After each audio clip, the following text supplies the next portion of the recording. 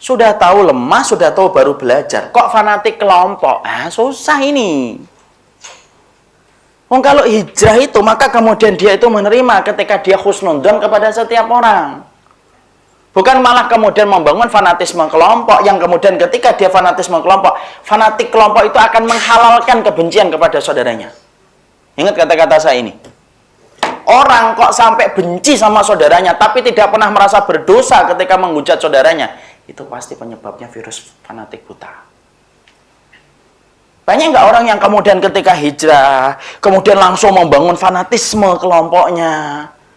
Lalu kemudian ketika dia sudah kemudian hijrah, akhirnya apa? Semua perkara yang dilakukan oleh orang lain dan kelompok lain yang bukan sama dengan tempat dia belajar, salah. Dia pakai kacamata hitam untuk melihat orang lain, tetapi memakai kacamata bening ketika melihat kepada dirinya dan teman-temannya. Susah kalau kayak gitu. Nodai kehormatan orang itu murah bagi orang yang sudah fanatik buta. Antum perhatikan teman antum sudah fanatik dan tidak fanatik, kecil cara kemudian membedakannya. Kalau dia sudah gampang menghujat itu fanatik, dan pasti dia pernah merasa berdosa. Nyantai aja, fulan begini, fulan begini, fulan begini. Habis itu minum es kelapa.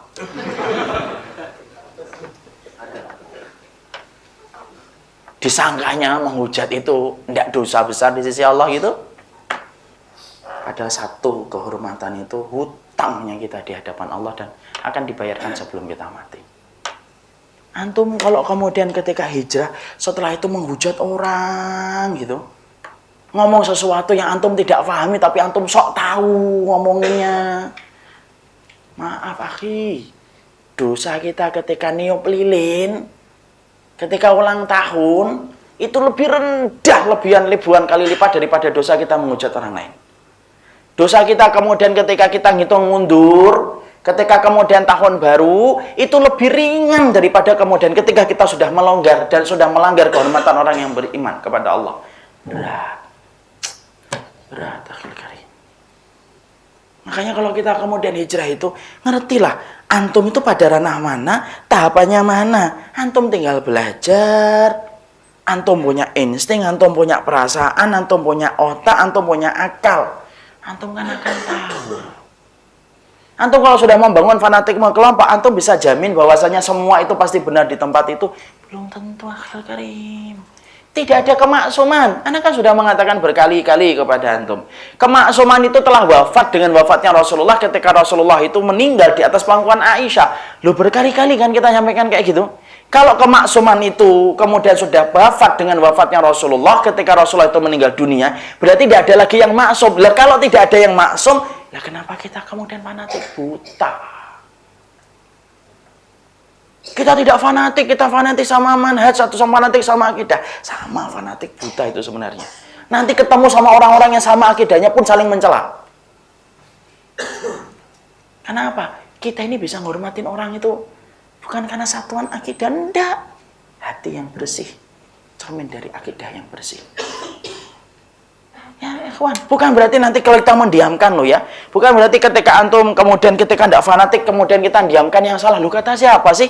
Kalau orang yang mencintai orang mukmin, aneh itu heran ya. Kalau ada orang pingin mencintai orang yang beriman, pingin menghormati orang yang beriman, seakan-akan orang semacam ini tidak akan pernah mengingatkan orang yang salah. Loh, emang yang ngingetin orang salah itu harus antum dan semuanya harus kasar?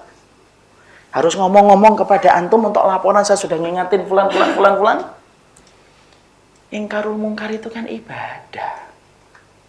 Biar kita dengan Allah lah. Tidak usah kemudian menilai ketika tidak paham. Tabayun yang baik. Makanya Masya Allah ikhwan, kalau ketika ana dan antum hijrah, ayo buka kitab, baca. Jangan ngajinya itu ngaji kuping. Jangan cepat terpesona. Habis ngaji baca, dibaca bukunya, referensinya dibaca, semuanya dikaji. Karena biasanya fanatik itu apa? Itu cara instan yang paling baik untuk menenangkan hati ketika otaknya memang tidak mau belajar capek. Tidak mau capek untuk belajar. Akhirnya apa? Sudahlah fanatik aja. Enak, gampang. Toh Ustaz saya juga pasti benar. Loh apa bedanya dengan orang yang kita sering tuduh? Wah antum nih fanatik sama kiai. Lah inti kan bukan fanatik juga sama Ustaz.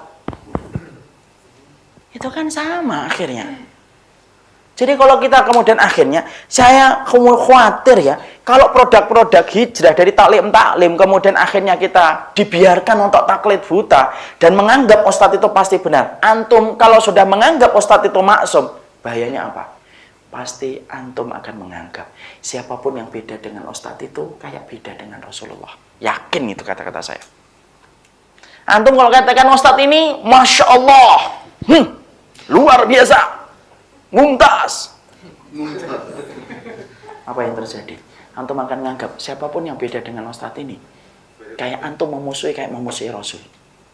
Kenapa? Dia beda dengan ustadz saya. Seakan-akan orang itu beda dengan Rasulullah. Padahal bisa jadi dia berbeda dalam masalah pilihan ijtihad yang ada di dalam kitab para ulama. Bukan berarti nanti kita akhirnya kita halalkan bid'ah. Loh, sejak kapan kita membolehkan halal bid'ah? Bid'ah tetap bid'ah, syirik tetap syirik, mungkar tetap mungkar.